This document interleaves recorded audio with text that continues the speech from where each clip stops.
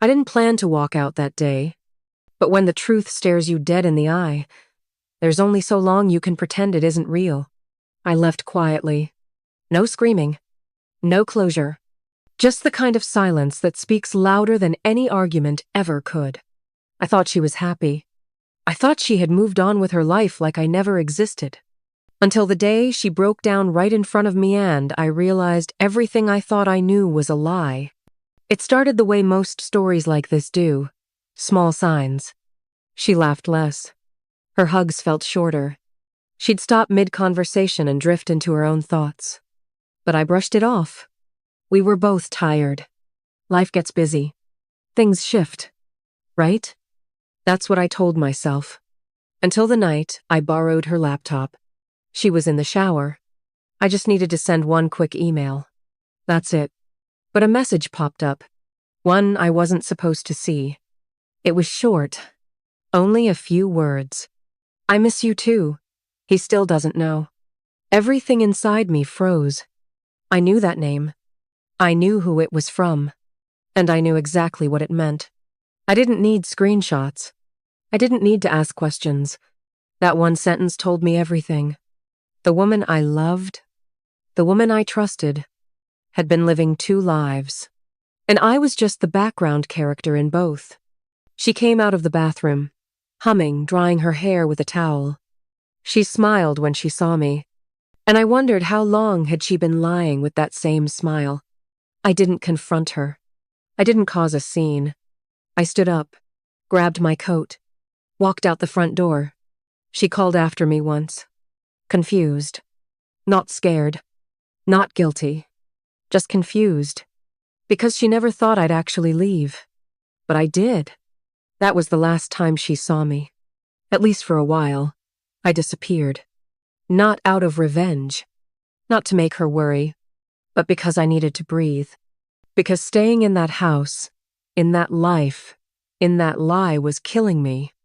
I stayed with a friend in another city. Found a job. A small apartment. Quiet. Lonely. But safe. The days blended together.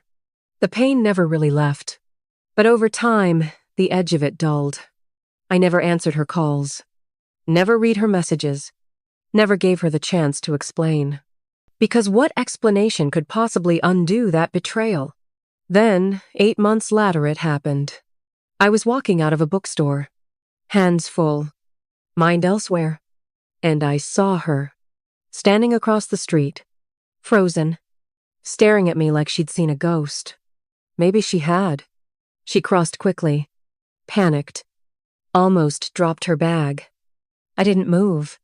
When she reached me, she stopped just short of touching my arm. "Can we talk?" she asked.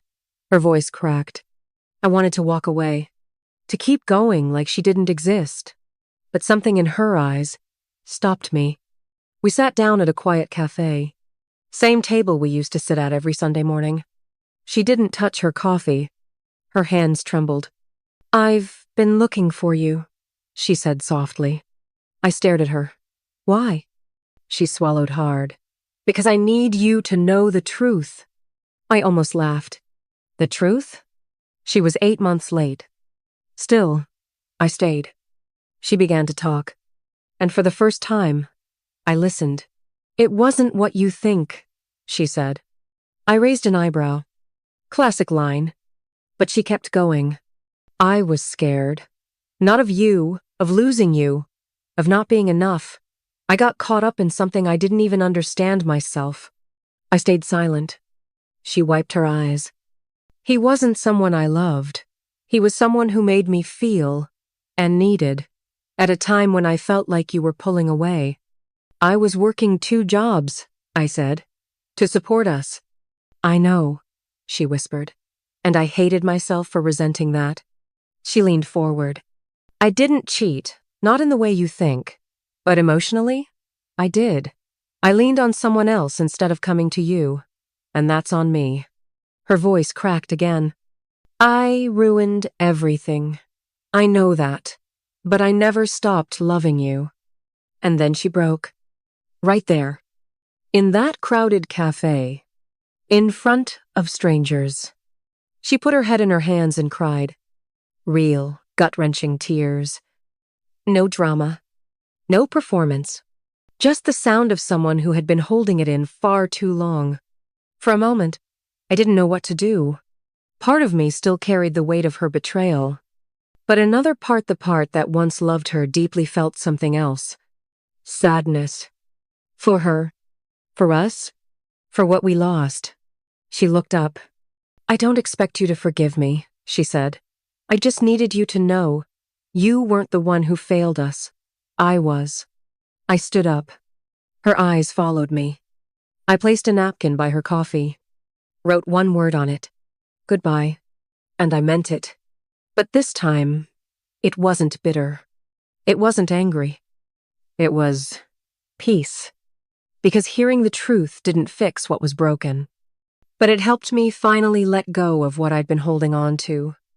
To anyone listening right now, if someone breaks your trust, you're allowed to leave. And if they come back with the truth, you're allowed to listen. But don't confuse closure with a second chance. Sometimes the apology is not for you to take them back. It's for you to finally walk away with clarity. If this story touched something in you, drop a comment. Share this with someone who needs to hear it. And remember, your peace is worth more than someone else's excuses. Sometimes, the hardest goodbye is the one that sets you free.